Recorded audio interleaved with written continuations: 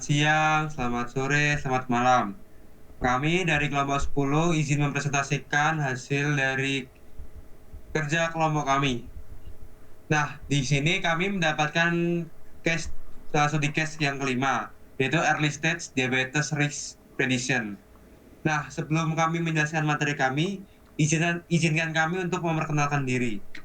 Yang pertama yaitu saya, Arkansyah Jidan Farisi dengan NIM 67 2024 214. Saya Pandu Ardaya dengan NIM 67 2024 111. Saya Gede Kesetiawan dengan NIM 67 2024 129. Saya Imam Adi Wicaksana dengan NIM 67 2024 123. Oke, mari kita masuk ke dalam materinya. Nah, ngomong-ngomong tentang studi case 5 itu tentang apa sih? Tentang dataset apa sih? Nah, itu dia dataset tentang diabetes risk prediction analysis. Dan itu berisi kumpulan data dari data tanda dan gejala dari individu yang menunjukkan tanda-tanda awal diabetes atau beresiko diabetes. Kumpulan data ini mencakup beragam informasi, mulai dari detail demografi hingga gejala spesifik yang terkait dengan diabetes. Nah, masalahnya itu termasuk dalam supervised learning. Alasannya karena model dilatih menggunakan data yang sudah memiliki label atau target jawaban yang jelas. Juga, model dilatih menggunakan input seperti gejala dan output seperti resiko diabetes, positif maupun negatif untuk melakukan klasifikasi. Nah, emang supervised itu apa sih? Nah, supervised learning itu salah satu teknik dalam bidang pembelajaran mesin learning dan kecerdasan buatan yang dimana setiap potongan data dalam dataset beri label atau jawaban yang udah benar. Nah, sumber datasetnya itu dari mana sih? Sumber datasetnya itu kita ambil dari Kaggle. Ini bisa diklik. Ini kita ambil dari Kaggle-nya ini, halaman ini.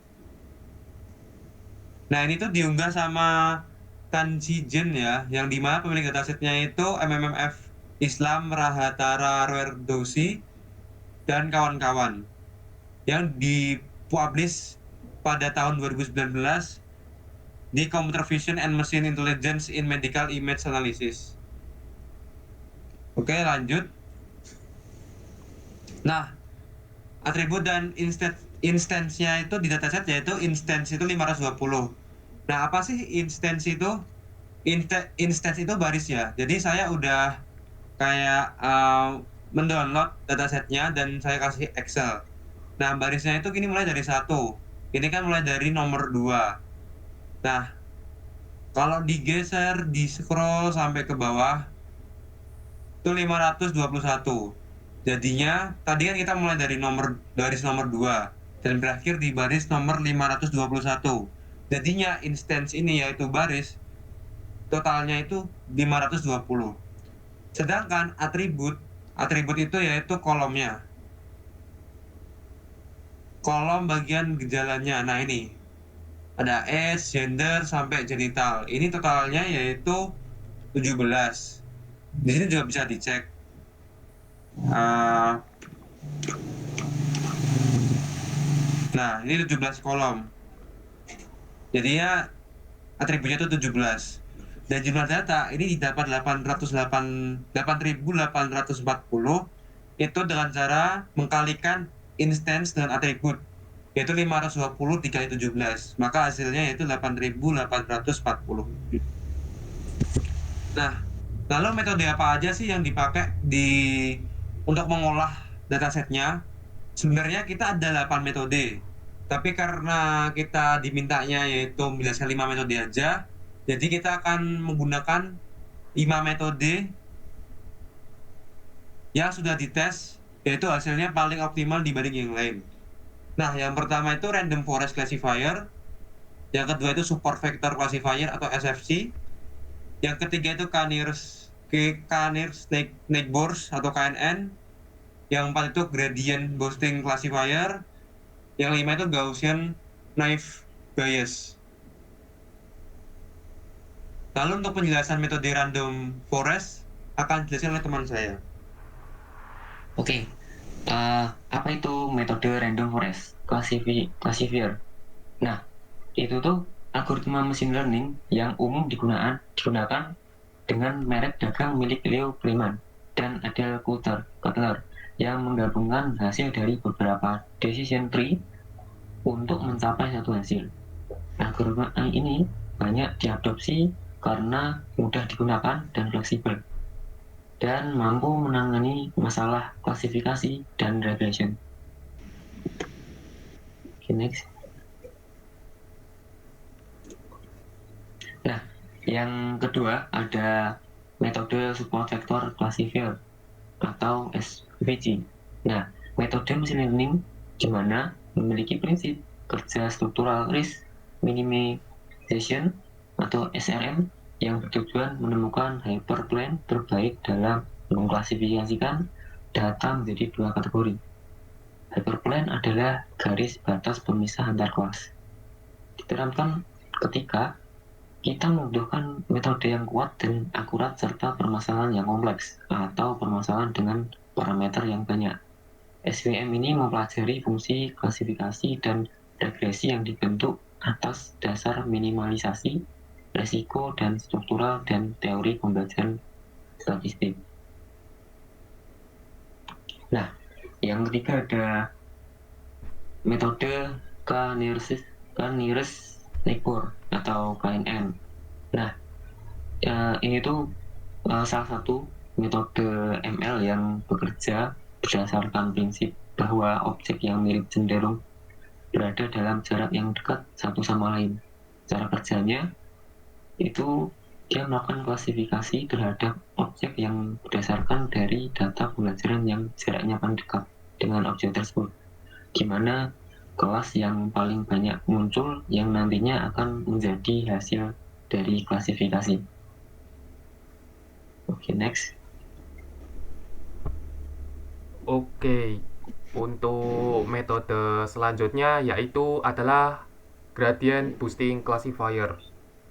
Nah, gradient boosting itu sering digunakan dalam aplikasi machine learning buat nyelesain masalah regresi dan klasifikasi. Kemudian, gradient boosting classifier biasanya itu diterapkan pada data yang kompleks atau sulit dimodelkan oleh algoritma machine learning seperti regresi linear atau K-nearest neighbors. Oke, next.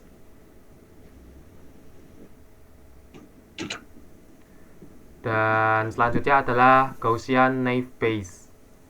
Nah, metode ini adalah algoritma klasifikasi yang bekerja dengan menghitung peluang berdasarkan asumsi bahwa data setiap fitur mengikuti pola distribusi normal.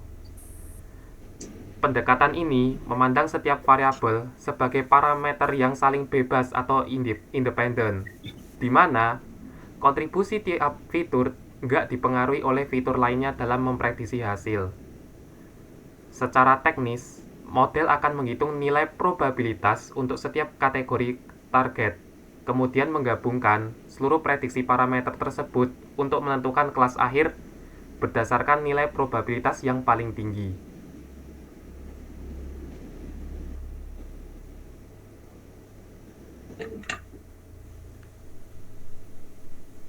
Setelah membandingkan beberapa metode yang dipakai untuk early stage diabetes prediction tersebut, akhirnya kami membandingkan metode yang paling optimal adalah random forest dengan akurasi yang paling tinggi setelah kami membandingkan beberapa metode yang kami pakai atau yang terdapat pada codingan dari file-file IPNYB yang terdapat pada website Kaggle-nya. Mengapa sih metode yang paling optimal itu random forest? Karena di sini dia bisa gabungin banyak decision tree sehingga lebih stabil dan akurat. Lalu tidak mudah overfitting berkat teknik bagging-nya, lalu mampu menangani fitur kategorikal dan numerik sekaligus, memberikan fitur importance atau fitur paling berpengaruh yaitu polyuria dan polydipsia. Next. Nah, kesimpulannya adalah di mana dataset yang dipakai itu memiliki 520 instance dan 17 atribut gejala klinis dengan target klasifikasi biner, di mana positif atau negatif. Terus metode yang paling optimal ternyata untuk menangani kasus early stage diabetes risk prediction adalah random forest. Dan di mana kesimpulan paling ini adalah machine learning itu adalah alat yang bisa menjadi membantu sekali dalam screening awal diabetes yang paling efektif dan akurat di fasilitas kesehatan. Next. Tools dan library yang kami pakai bisa dilihat ada Google Colab dan sudah pastinya Kaggle. Library ada Skitlearn, ada Pandas, ada NumPy, Matplotlib, Label Encoder, Trend Test Pit, Seaborn, Warnings, Plotly, Experts. Next. Lalu berikut ada beberapa referensi yang kami pakai. Sekian penjelasan dari kami, kelompok 10. Saya kembalikan ke rekan saya Arkan.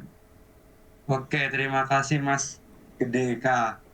Jadi kami mendapatkan dari dataset, terus codingannya itu dari PPT dosen kami, yaitu si Christine. Nah, studi case kami yaitu 5. Nah, ini ada 4. Sedangkan link yang pertama itu datasetnya. Nah, kami mencoba metodenya itu menggunakan link yang ketiga, yang akan dibahas pada next video sehabis ini. Oke, sekian dari kami. Apabila kelompok kami, yaitu kelompok 10, dalam penjelasan banyak salah kata, kami mohon maaf. Silakan ditunggu video penjelasan coding kami selanjutnya. Terima kasih.